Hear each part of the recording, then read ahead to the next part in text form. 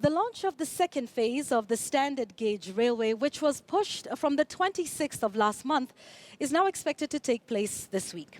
But conservationists are raising the red flag over what they term as impunity by the government for violating an order by environmental tribunal stopping activities on the second phase until the matter is heard and determined. Phase 1 of the standard gauge railway, 472 kilometers from Mombasa to Nairobi. According to the government, the work on that section of the multi-billion shilling project is 90% complete.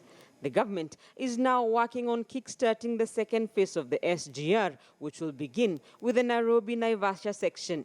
This section has left the government in a dilemma over how to exit the city with 7 possible routes. This section is very complex. We have to do a lot of tunneling. We have to do a lot of bridges. But one route which will pass through the Nairobi National Park has provided the latest battlefront between conservationists and the government. The Kenya Coalition for Wildlife Conservation and Management and activist Okia Omtata 2 weeks ago filed a petition at the National Environment Tribunal opposing plans to have the SGR pass through the park. The tribunal gave an order stopping all activities relating to phase 2 of the SGR until the matter is heard and determined. So the whole purpose of that stop order is to preserve the status quo so that development does not go on, which has the probability of having a deleterious or harmful effect to the environment. But on the ground in Langao area of Ongata-Rongai and Bulbul in Ngong, work is going on.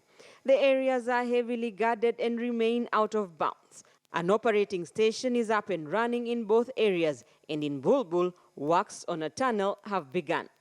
This is a clear violation of the orders, and it shows this is a government that does not respect the court, does not respect the rule of law. It is impunity. The burden of proof is on whoever is alleging that there's contempt of court.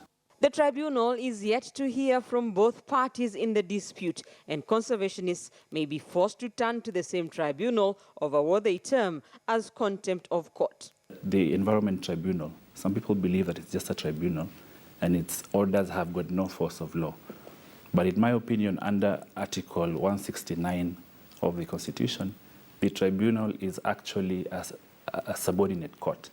And therefore, any pronouncements it makes, any orders it makes, has the force of law. For conservationists, the controversy over phase 2 of the SGR may be following a similar script. The tribunal gave a similar order over the southern bypass, which passed at the edge of the park. But the park eventually lost close to 100 acres of land to the bypass. Sustainable development means that conservation of nature and development of infrastructure, such as is the case here, should not be at loggerheads. It is the same dynamic. It is not a question of either or. With the government's sights set on making the country's biggest infrastructure project a reality, and with conservationists keen on having the railway line away from the park, the tribunal will be faced with that delicate balance between conservation and development. Rita Tinina, KTN News.